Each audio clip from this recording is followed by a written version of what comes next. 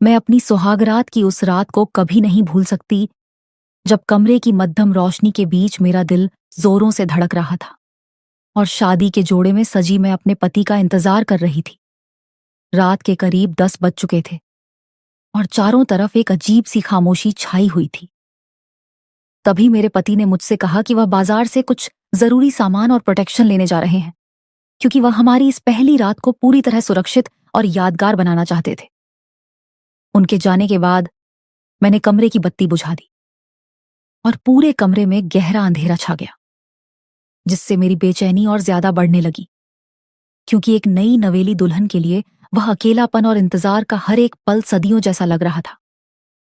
अंधेरे कमरे में अकेली बैठी मैं बस अपने पति के वापस लौटने के कदमों की आहट सुनने का प्रयास कर रही थी कि तभी अचानक कमरे का दरवाजा धीरे से खुला और किसी के अंदर आने की आहट हुई। कमरे में इतना घना अंधेरा था कि सामने वाले का चेहरा देख पाना बिल्कुल नामुमकिन था, लेकिन उस परछाई को देखकर मुझे लगा कि वह मेरे पति ही हैं, क्योंकि उस शख्स ने हूबहू मेरे पति जैसे ही कपड़े पहन रखे थे।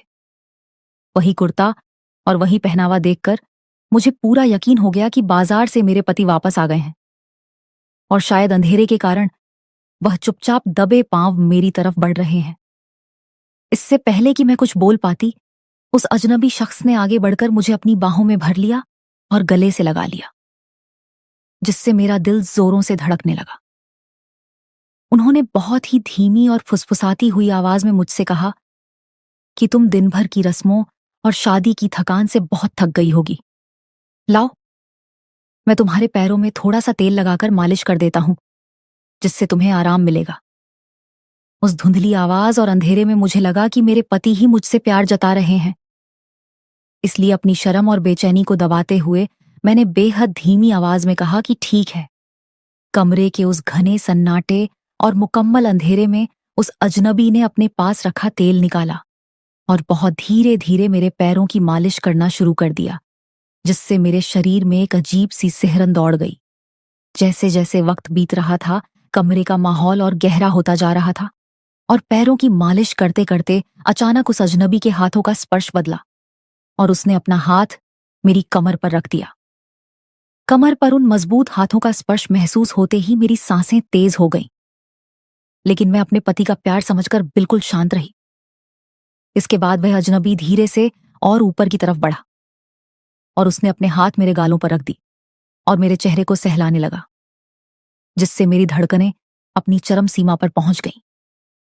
अंधेरे का फायदा उठाते हुए उसने आगे बढ़कर धीरे से मेरे गालों पर और फिर मेरी गर्दन पर किस कर लिया, जिससे मेरी आंखें प्यार और उत्तेजना के मिले जुले एहसास से बंद हो गईं। ठीक उसी नाजुक मोड़ पर जब कमरे का तनाव बेहद बढ़ चुका था, तभी अचानक घर के मुख्य दरवाजे के खुलने और आंगन में किसी के चलने की तेज आवाज आई, जिसे सुनकर मैं और वह अजनबी एकदम से चौंक गए। पैरों की आहट और दरवाजे की आवाज से साफ था कि असली पति तो अब बाजार से सामान लेकर वापस लौटे हैं और उनके कदमों की आवाज सीधे हमारे कमरे की तरफ ही बढ़ रही थी।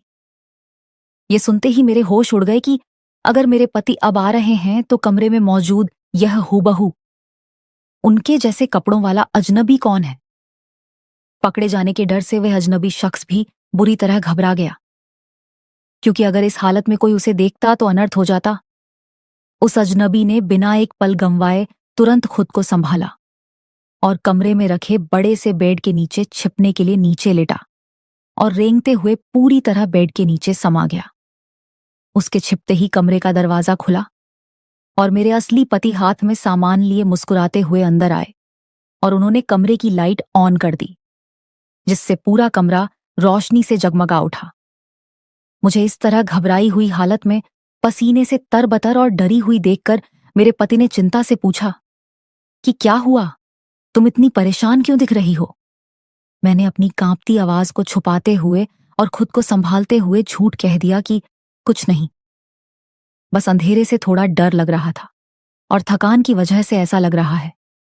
मेरे पति ने प्यार से मेरा हाथ थामा और बोले कि चलो, मैं तुम्हारे लिए रसोई से पानी लेकर आता हूं ताकि तुम्हें थोड़ा अच्छा महसूस हो सके। जैसे ही मेरे पति पानी लेने के लिए कमरे से बाहर निकलकर रसोई की तरफ गए। बेड के नीचे छुपे उस शख्स ने मौका बिल्कुल सही पाया और वह तुरंत रेंगते हुए बाहर निकला। कमरे की तेज रोशनी में जैसे ही वह शख्स बेड के नीचे से निकलकर खड़ा हुआ, मेरी नजर सीधे उसके चेहरे पर पड़ी और उसे देखते ही मेरे पैरों तले जमीन खिसक गई। वह कोई बाहर का अजनबी नहीं, बल्कि मेरे अपने जेठ जी, पति के बड़े भाई थे, जो कद काठी में मेरे पति जैसे ही दिखते थे।